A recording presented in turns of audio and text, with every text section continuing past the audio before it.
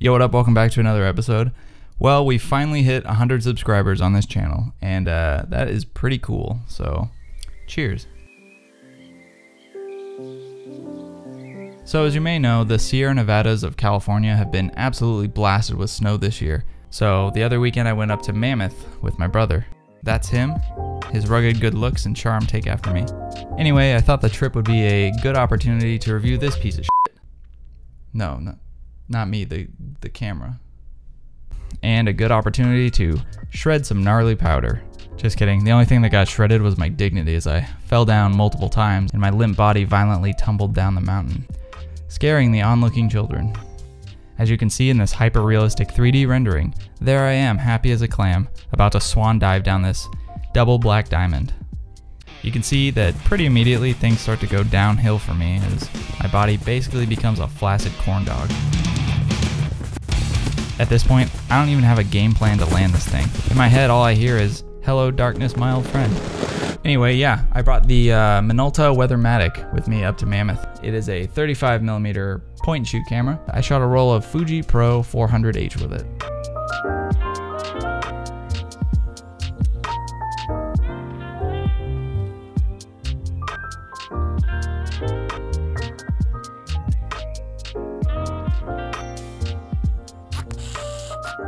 I got this camera on a whim for about 20 clams, mostly because I thought I needed a weatherproof camera, which is probably this camera's biggest selling point. So basically, if you're unclogging your toilet one night and accidentally drop this camera in, don't worry, you're good. I'm not sure what its depth limit is, so I'll just estimate it can handle somewhere around 1 billion kilometers of depth. On our way up, it had started snowing and there was a wreck that had traffic at a standstill. We opted to take a dirt trail bypass.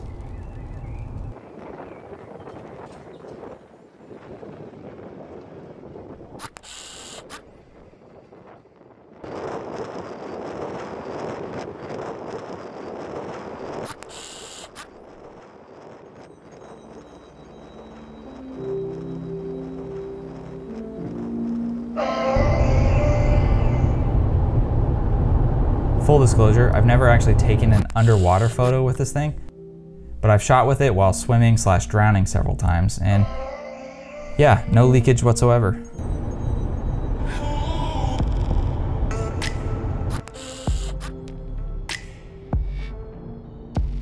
It fared pretty well in the snow too. If you're considering buying this camera, just make sure that the O-rings are in good condition or were recently replaced, like in my case.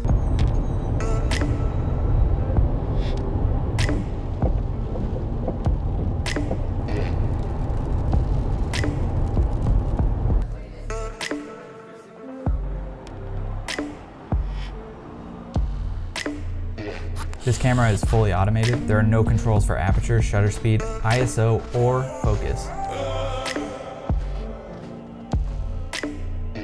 The flash isn't even in your control.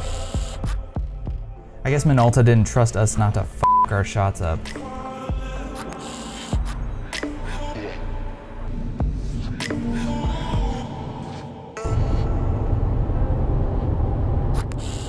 You do, however, have two things you can customize with this camera. You can swap between a 35mm and a 50mm lens by simply pressing lens select up top.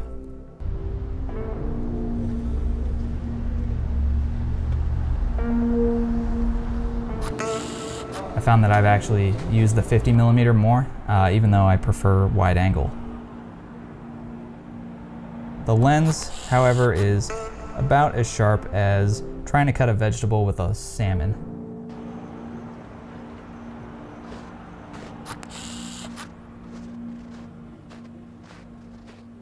This camera comes with a built-in DX reader, which scans your film and reads the ISO automatically. That being said, I guess this camera can only use about 100 or 400 ISO film. If it reads any DX code with a differing ISO, or it reads no DX code, it will default to 100. What I've been doing is just taping the DX codes on 400 speed film so it defaults and overexposes by 2 stops. And that, my friends, is how you hack the DX reader on the Minolta Weathermatic. In next week's video, we'll build upon the lessons we learned today and learn how to hack the Pentagon. Alright, yeah, let's talk about the body. The color of this camera is ass ugly. This camera looks like it should be in the kitchen flipping Krabby Patties. I'm guessing they might have gone with the piss yellow color purely because it would be easy to spot if you lost the camera in the water, but this camera actually floats, so I'm not really sure that that's valid. It looks and feels like it's plastic. I'm not sure if it actually is or not. From afar, it might look like a disposable camera, I guess, but any dumbass who looks at it for more than 2 seconds will realize it's just an ugly camera.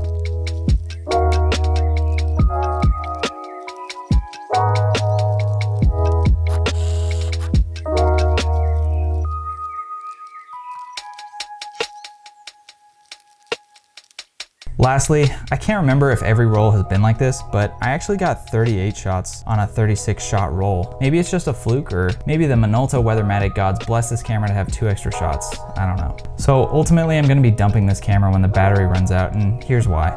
I must have gotten a version of this camera with a weird battery requirement or something. All the documentation online says these cameras can take 4 AAA batteries, but that shit doesn't fit in this camera for some reason.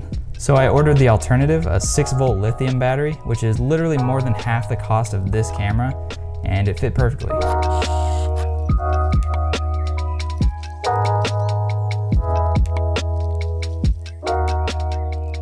So to sum up this TED Talk, it doesn't really seem worth it to me to keep buying relatively pricey batteries for a camera that I don't really enjoy shooting that much, and I don't shoot that often.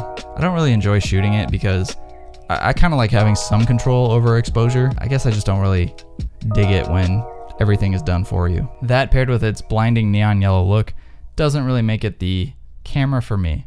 Catch me with a Contax T2 one day.